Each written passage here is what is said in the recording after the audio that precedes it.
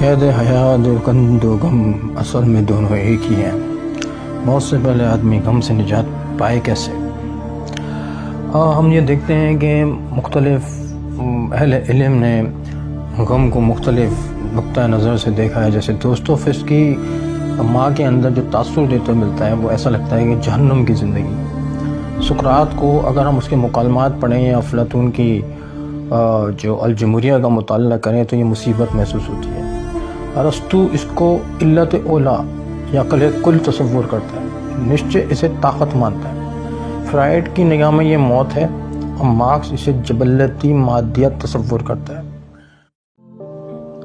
اسی طرح اگر ہم غور و فکر کریں تو ڈارون کو لے لیتے ہیں، وہ جہد البقا کو اور اس کی جدلیات کو یعنی سروائیول آف فٹس کو ہی زندگی تصور کرتا ہے، یعنی جو جتنا طاقتور ہوگا وہ دوسری مخلوقات کے مقابلے میں اتنی اپنی حیات کی لمحات کو طویل کرے گا۔ گاندھی اس کو سراسر ایک محبت تصور کرتے ہیں۔ شوپنہاور کو تو ظاہر قنوطی فرد ہے، اسے تکلیف مانتے ہیں۔ رخل کو بھی یہ مقابلے بازی جہد مسلسل کا نام لگتی ہے۔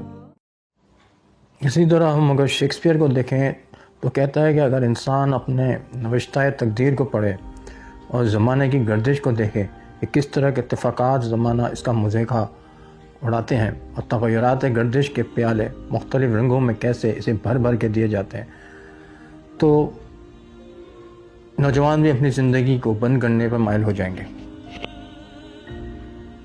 یعنی اگر ہم شیکسپیئر کو پڑھیں، اس کے ڈراموں کو پڑھیں تو ہمیں اس میں بڑی نصیحتیں ملتی ہیں، بڑے غم ملتے ہیں، بڑے انقلابات ملتے ہیں، انسانی فطرت کی ایک ایسی تصویر کشی ملتی ہے کہ جیسے یہودی کے کردار میں وہ تصویر کشی عروج پہ نظر آتی ہے۔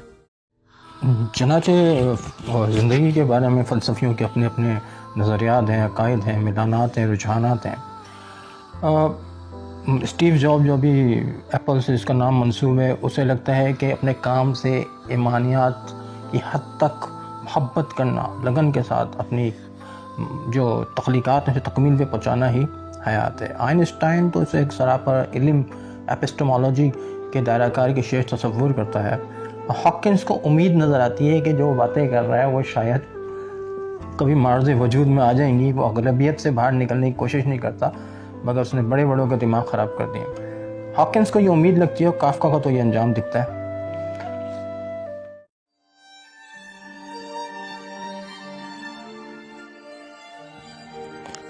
اسی دنیا کی حقیقت کے بارے میں ٹالسٹائی نے کہا تھا کہ میں انتہائی کوشش کے باوجود بھی زندگی کے معمے کو حل نہیں کر سکا ہوں۔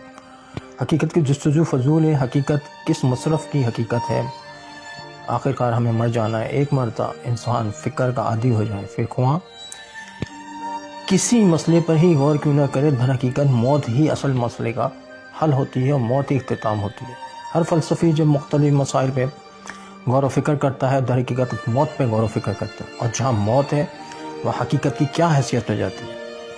وہ کہتا ہے کہ خلیفہ عبدالرحمن کا قول ہے کہ باوجود وسیع سلطنت پہ مدت دراز تک خود مختار رہنمان رہنے کے باوجود تمام زندگی میں صرف 14 دن خوشی محسوس ہوئی۔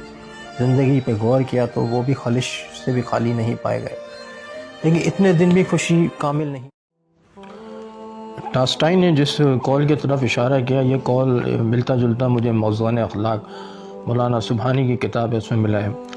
اس میں وہ قول نقل کرتے ہیں کہ فتح و نصرت کا پھریرا لہراتے ہوئے 50 سال میں نے حکومت کی، میرے ماتحتوں نے ہمیشہ مجھ سے محبت کی، مگر میرے دشمن میرے خوف سے ہمیشہ لرزہ پر اندام رہے۔